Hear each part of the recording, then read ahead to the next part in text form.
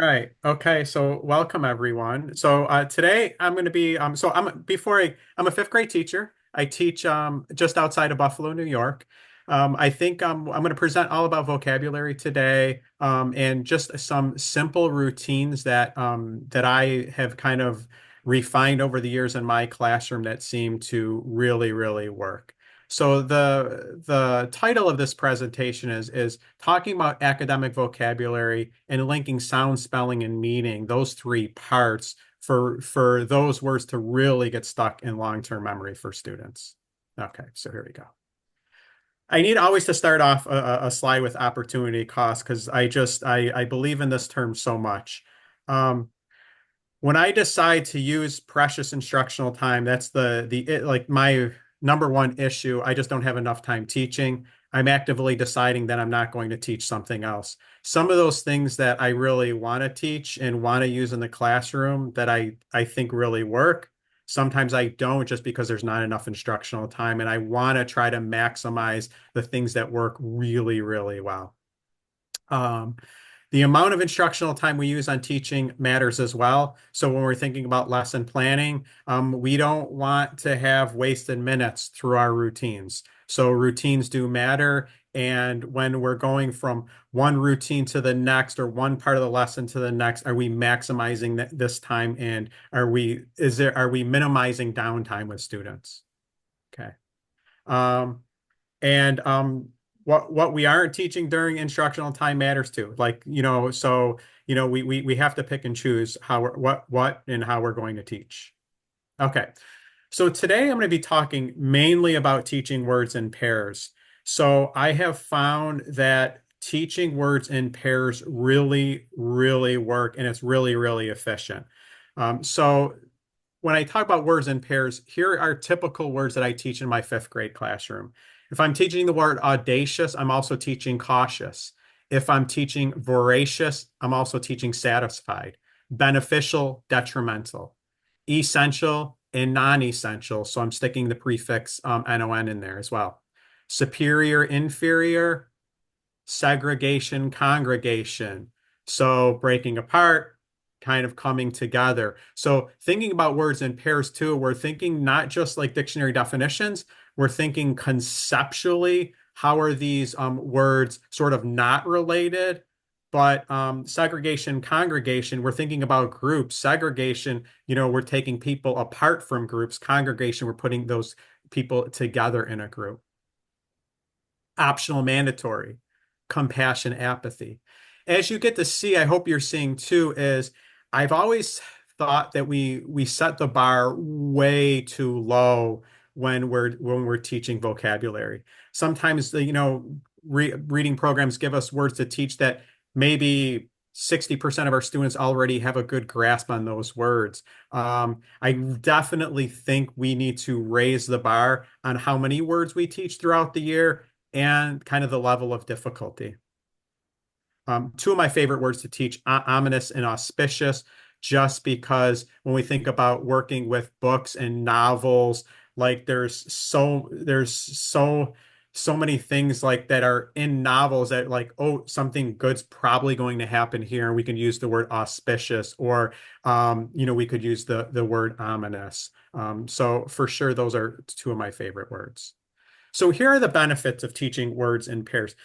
Charles Perfetti, he talks about the lexical quality hypothesis. So when we think about words stored in memory, to get high quality representations, there are some things that we need to think about. So if we want kids to like accurately like read the word, can they read it quickly? Can they remember the word better? What are some of the things that we can do to help with that? All right, so these parts are connected. So there's three connected parts to this for sure. We have phonology, how the word sounds. Can we read those words in context correctly? So the phonology. The orthography, how is a word spelled? I think, especially in upper elementary for the past 20 years with balanced literacy, we've kind of forgotten about spelling. I mean, in many schools, I could even say, like in my school, spelling has been forgotten for years. We just don't do enough of it.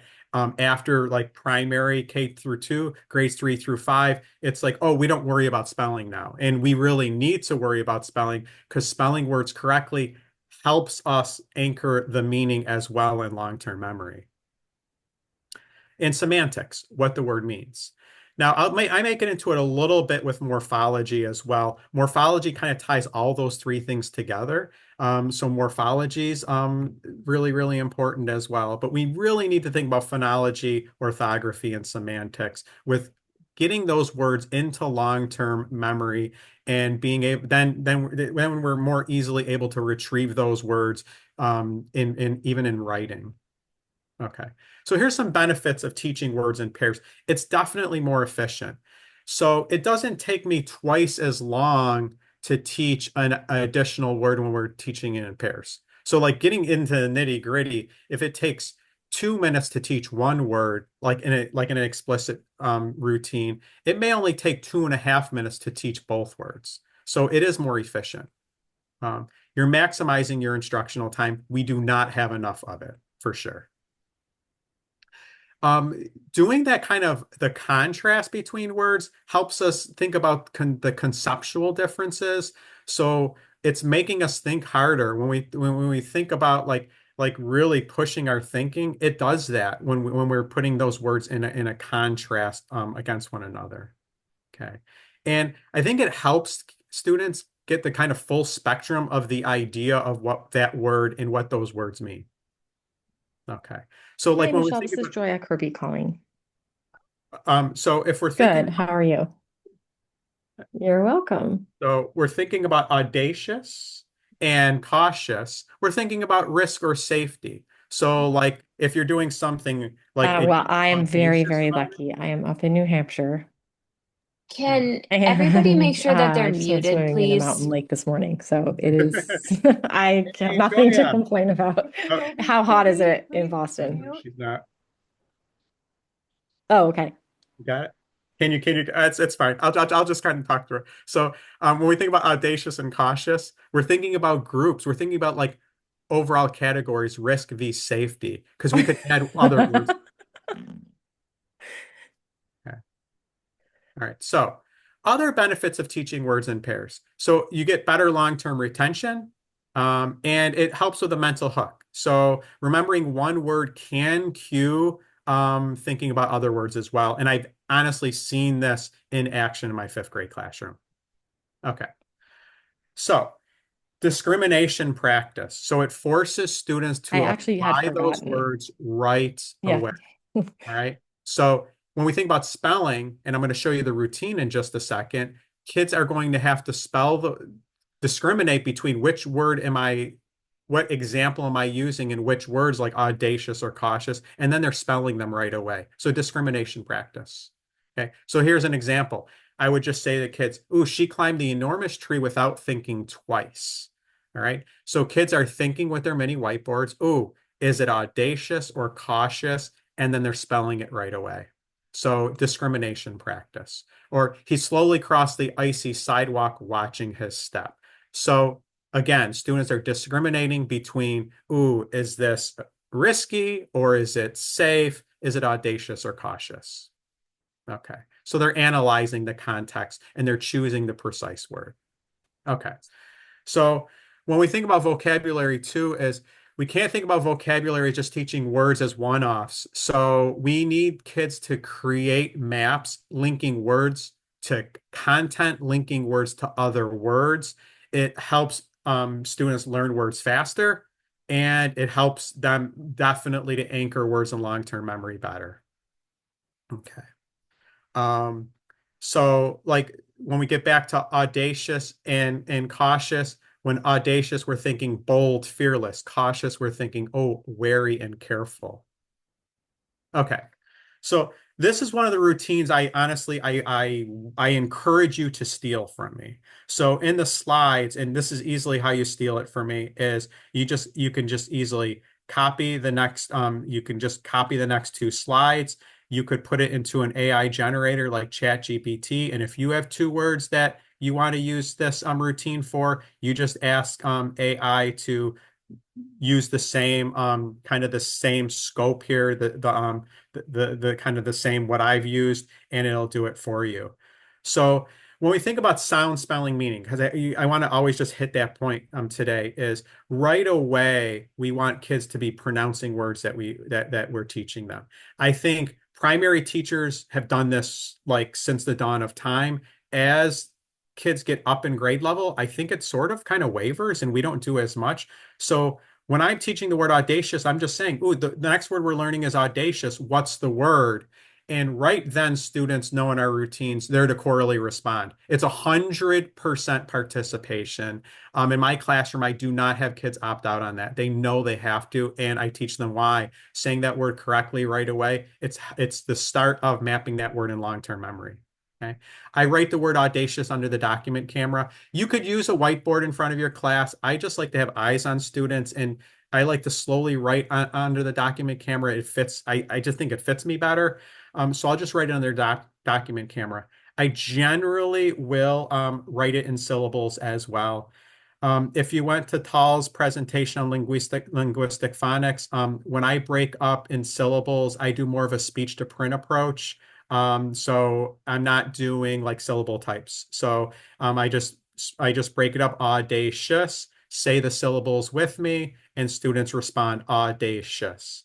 At times, we'll discuss the morphology element as well. Not for every word at the start, because I don't want to overload too much, but sometimes for certain words, like I may underline audac, meaning bolder, daring, and circle ous because that's the suffix as well. So right away, this is really, really quick. And then I go right into a quick, kind of a quick student-friendly definition. Audacious means bold, brave, or willing to take risks. So quick, student-friendly definition. And I'm giving students two examples right away. She made an audacious move by trying the hardest dive in the competition. And the explorer took an audacious journey into an unknown jungle. Ooh, that explorer was bold and brave. So very quick routine here. When we talk about teaching words in pairs, I'm going to go right to the it's either an antonym or a word that's just not it may not be a perfect antonym, but definitely doesn't fit the category. In this case, cautious would be a pretty good antonym. Cautious means careful, trying to avoid danger or mistakes. I give them students a student-friendly definition. I'm writing this word under the document camera as well. So um, with this quick routine, how I use it. So I use it in the word mapping project curriculum. I also use it though. So in my curriculum, our district just adopted bookworms. I use reading reconsidered novel units as well. I actually use the same routine for that as well. So in your curriculums, if there's a word that in your curriculum that you're supposed to teach students, and you want to teach them more, pick out an antonym or pick out a non-related word to just add it and have like ChatGPT write this script for you. I think it works really, really well. That's what I just do with my novel study. I use the same script. I just think we can maximize word learning there. So here's the great part of having this script, though. When we think about sound, we already went over the sound. We even put the words in syllables. We taught the students meaning. Now we're going to go the orthography part. Students are spelling words right away. So I'm giving there's 5 different examples. She climbed a tall tree without thinking twice. Okay, students are either writing audacious or cautious. They have the words under the document camera, so they can refer to the document camera for the correct spelling. We want to have the kids spell the words correctly. If they need help to spell it right away, that's fine. They can look back up. So I just go through 5 different examples. I give kids really quick a 3, 2, 1 on their mini whiteboards countdown, and they show me all at the same time. And then I just move on to the next one. So 5 practice opportunities for spelling and 5 practice opportunities for differentiating between the 2 vocabulary words for meaning. Okay. All right. So here's an example in my 5th grade class. This is I was teaching the words approach and evade.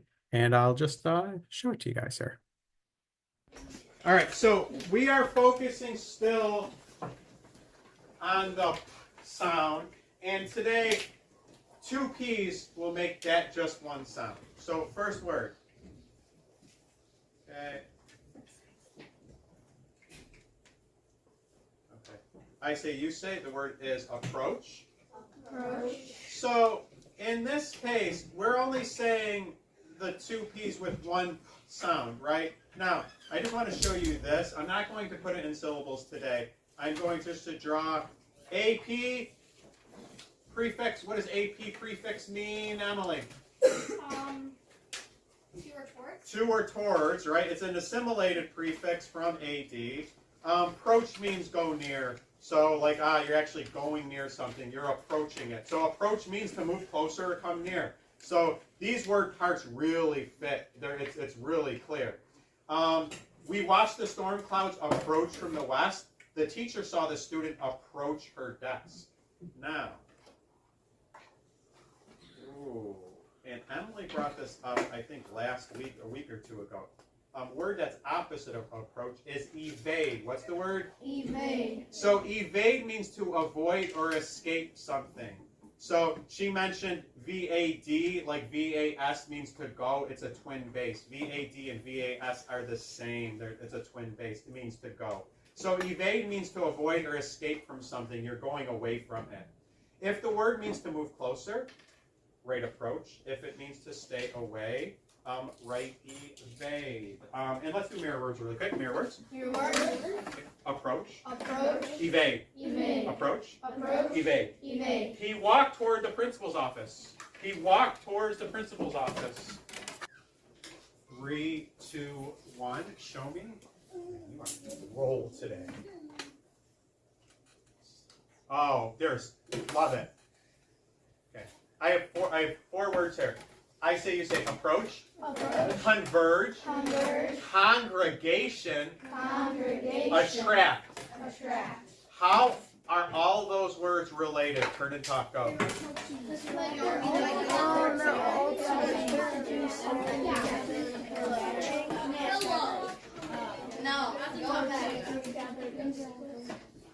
All right, so we have lots of different words here. Approach, converge, congregation, attract. How are those all like in the same category? Dom. They all mean to like go to or like go to like with someone, like go up to something. So it might they all mean kind of go up to something. Okay, let's discuss more. Arya? They all mean to like go to or come together. All right, so go to or come together. Converge, like in science, convergent plates, convergent boundaries, those plates move together. Verge, turn together. They turn towards one another. A congregation, Greg meaning flock. Ooh, with or together, a group of people coming together. If you approach someone, you're coming together. When you're converging, you're coming together. Attract. What does AT prefix mean in attract? Riley. To or towards. What does the TRACT base mean, Dom? Pull. Pull. Oh, those things are getting pulled towards one another as well. So all of those words, approach, converge, congregation, attract, they're all like kind of coming together. So with that, with this, I try to ramp it up. So like when you start teaching a lot of words, then kids have a storage of a lot of words. So when they're differentiating between the 2 words that we're teaching, I don't want them just to sit and wait. I ask them to write other words that are in kind of maybe not synonyms, but in the same category. So this is a really good example where one of my students wrote converge, congregation, attract, and how are all those words in approach related? And we had a quick discussion about that, like thinking about those semantic networks. But, just from a simple vocabulary routine, kids can do this. Okay. Okay, so this is what you get then afterwards when simple routines just teaching kids a bunch of words. In this case, the word we were looking for was ample, and students wrote copious, abundant, substantial, surplus, or glut. This was, I remember years ago, this was one of the first times that a student actually wrote other words in their mini whiteboard. I'm like, why haven't I just been asking kids this for years? And then from that day forward, I just started asking kids. And this doesn't happen the first week of school, but for sure, after a month in, kids are able to do this. Couple other examples. I love this example where playing with words, like the word was plain, and this student wrote anti-me. And if you unfortunately don't get an opportunity to teach this student. She's amazing. She is definitely unique and she is not plain. But even really cool things like legitimate, the real McCoy, I probably would have never brought up that term. So now a student did. Now that student, and then I could elaborate. Ooh, what does that term, the real McCoy, mean? And that student wrote verified. This is one of my favorite examples, probably my favorite one that happened this year. Like we were teaching the word inconspicuousness, which is an awesome word for spelling because you have two prefixes, you have a base, you have two suffixes, and a linking vowel. And so they wrote inconspicuousness. One student wrote subtle, one student wrote abscond, and another student wrote abscond and humble. How are all those related? And I remember asking one of my students who definitely has a developmental language disorder for sure. And he figured out, he's like, well, it's like they all don't want to be noticed. And then we discussed as a class, well, yeah, when you're subtle or you're humble, you may do something really well, but you don't need recognition. You don't want to be noticed about it. Or abscond, you kind of sneak away outside of the classroom. So really cool. Okay. All right. So this isn't research, but this is just a little bit of motivation. Um, I always, I always try to ramp up my teaching every year, and every time I do that, the students seem to rise to the occasion. So I put a little slideshow, like when you teach words in pairs and you start ramping up the knowledge, what words do the kids associate with others? So here's just a quick slideshow just to see what kids are capable of.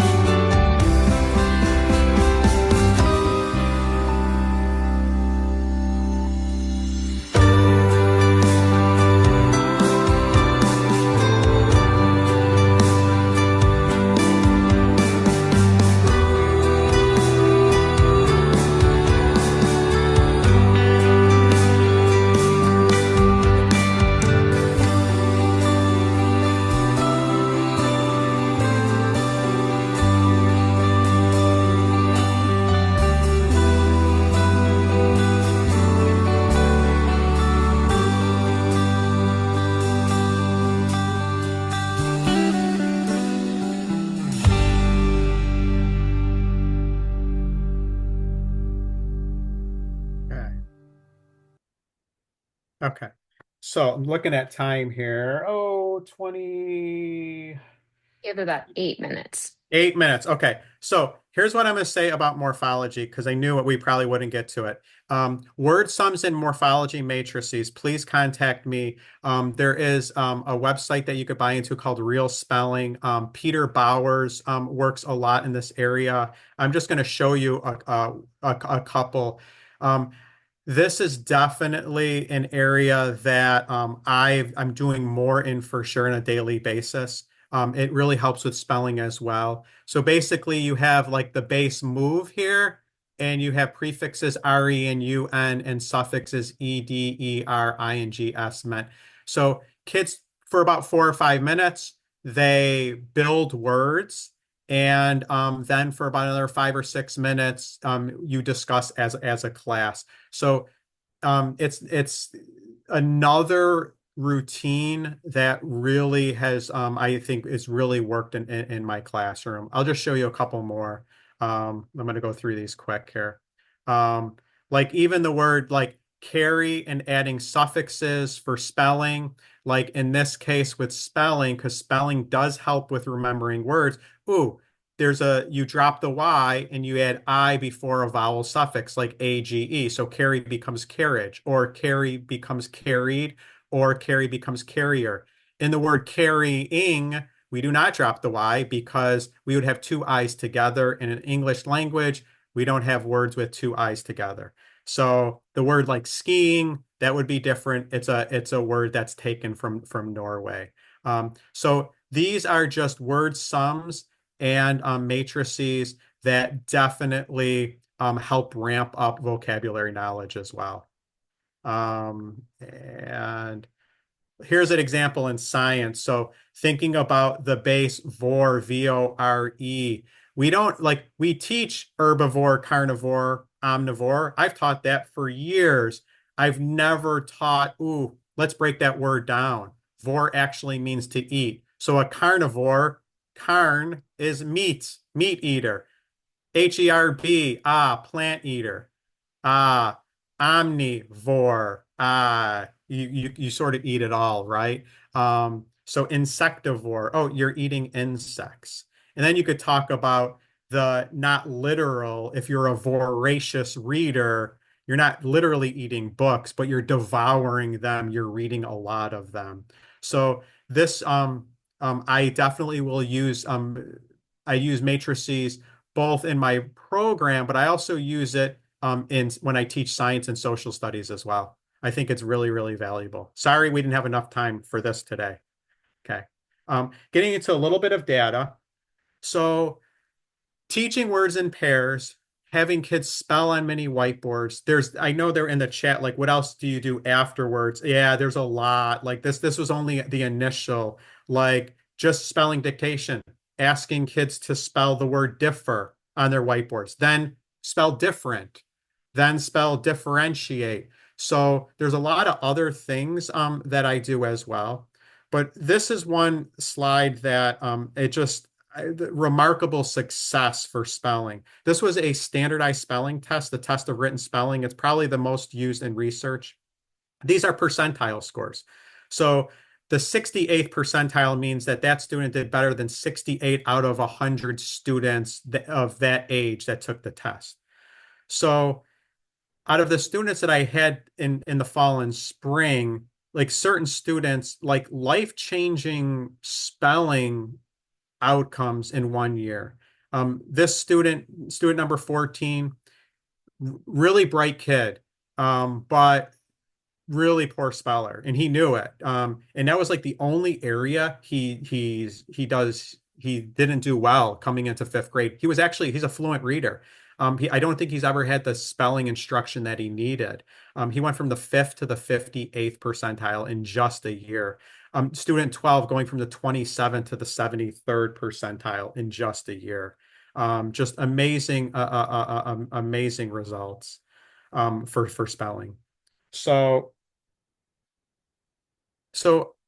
proficiency, so like thinking about like I think vocabulary definitely is a major contributor to state assessments for sure. Just vocabulary in and of itself.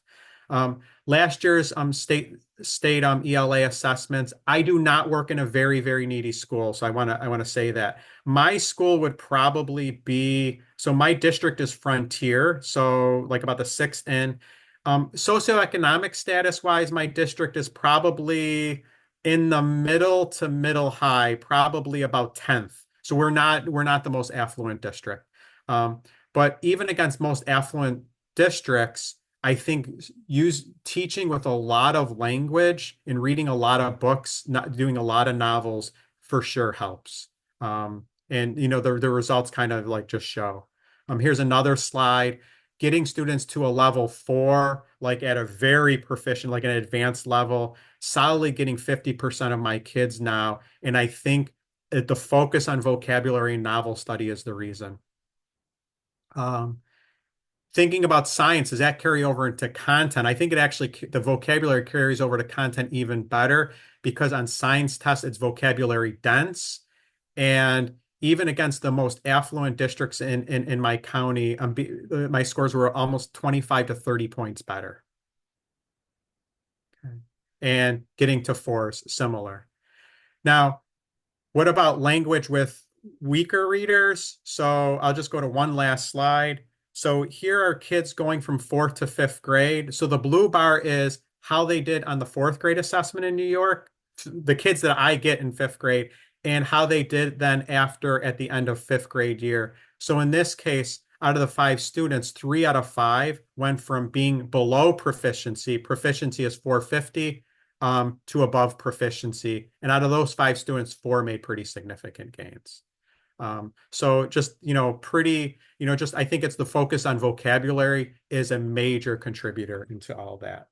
And I'm going to stop right there. You'll have the slides so I could take a few questions. I'm going to stop sharing. Sean, I have 2 questions.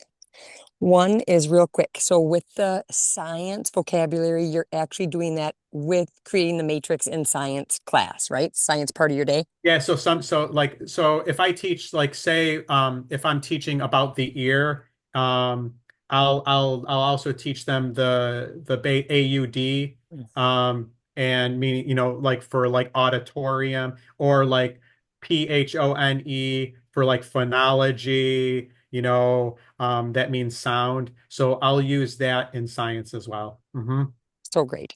My other question is, we are adopting bookworms next year, and I'm glad you answered this somewhat, but you think about the 6 words that we're going to read, and it's not enough. So am I right away like thinking about the word deliver, and I'm going to pair that with something else? So maybe instead of 6, we're at 12. So can you help guide a little bit through Yeah. that? So with bookworms, and I really like bookworms. There's a ton of great novels in there. But what I'll just do is I'll use that routine, and I'll take one of their words, or I may actually choose a different word than that might not be in theirs, because I don't think I think most of my kids may know that word pretty well. And I'll just teach 2 different words. I'll take one from the novel and just pair it. That's what I do, just to ramp it up a little bit. Yeah. Do you ever add just a plethora of more words, like more than Like, just like I'm just kind of looking at a gauge for about appropriateness of words, and maybe you said that earlier, and if you did, I didn't hear it. But yeah. I always think, I didn't get into like tier 2 words. I'm thinking of words like apathy or compassionate, words that, upper elementary kids may not know, and that, like, that they're really valuable words. Because at the elementary level, we don't like pick words like audacious to teach. And then middle school and secondary assume that the kids know those words a lot of times, and they're just never taught. So those are the words that I try to gear towards. okay, great. Thank you. Fantastic presentation. Thank you. So you only teach 2 words a day? I so in the word mapping project, on one day I actually teach 3 pairs, so it's 6 words in that routine that you saw in the video. That usually takes, if you're really good about it, usually takes about 12 minutes for the initial instruction routine. But then the following day I usually teach then a morphology matrix. Like if I'm teaching the words congregation, segregation, the following day I'll teach a matrix with the base GREG, meaning flock. And then kids will learn more words through that base, like gregarious or egregious or segregate or congregate. I mean, all told, I'm really, really, I teach, I'm not exactly sure how many words a day, but it's over the course of the year, it's definitely more so than most teachers. But it's got to be efficient. That's why I like that routine of teaching words in pairs. It's pretty efficient. It's a quick, efficient routine at the start. Thank you for posting Neil Ramsden's Morphology Matrix creator. Vanessa, thank you.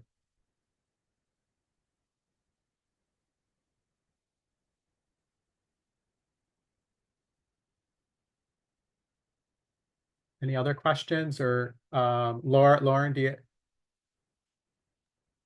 We have about 2 minutes, but the panel starts, I believe, either at 4:25 or 4:30 Eastern. Okay. So you can leave the this room and go back to the main room. And I know I've said it a couple of times, but all of the slides and materials from today will be shared out in an email after the fact. And then I believe someone just posted the doc again. So thank you, Vanessa, for doing that. Dawn, can I ask we have two one people with more? their hands up. Oh, So sorry. no, you're good. Megan, go ahead. And then Rose will go next. Hi, my question was I teach 8th grade English. Mm-hmm. And I was trying to figure out how to make it work within my 57-minute class period. Yeah. So yeah. I think you got to be choosy with the words that you teach, especially if you're doing novels, like what words are most impactful to the novel. And then I still like teaching the words in pairs routine though, because you could teach as initial routine like 4 minutes for those two words, and it's not killing your whole 57-minute. But yeah, because I have more time through my ELA block's about 90. Yeah. Yeah. Because I only have 4 days a week. We have 57-minute class periods, and then we have on Wednesdays we only have 40-minute class periods. Yeah, So. I think that routine though, it like the routine is helpful just because it's efficient. And once the kids have it down, then even when they're thinking about other words to add, then they're doing like retrieval practice to add those words. What I found with doing that, the kids are definitely use those words in their writing, which a lot of times when you're teaching vocab, it doesn't go far enough to that level for using it in writing, but now they're using it in writing. Yeah. All right. Rose? Yeah, I can just build on Megan's question, actually. Thank you so much for this, Sean. I've been following your Substack for a while, so this is great. Thank you. So I'm just wondering how much before teaching you do with it, with the matrices. Whenever I've used Bauer's work, that always comes up, especially with secondary teachers like Megan, and not just ELA teachers, but how much do you do it before versus during reading text, and then making sure it makes that connection to after reading? So I know there's the teach words in pairs, but just maybe some thoughts about before, during, and after, and front loading. Yeah, with the matrices, what I'll usually do is like if it's in science, like with VORE, with that one, I honestly usually do it after the fact, where after we touch about what, maybe those words in maybe carnivore was brought up, then I'll usually do it after the fact, where it's not like right in like at the same time that we're reading the text, because I don't want to like I want the flow of that nonfiction text to keep going. So I'll usually do it after the fact. Once in a while, I'll do it before as well. Yeah, but it's got to be at a different point, because sometimes you want to read through and you want to, you don't want to break up the text.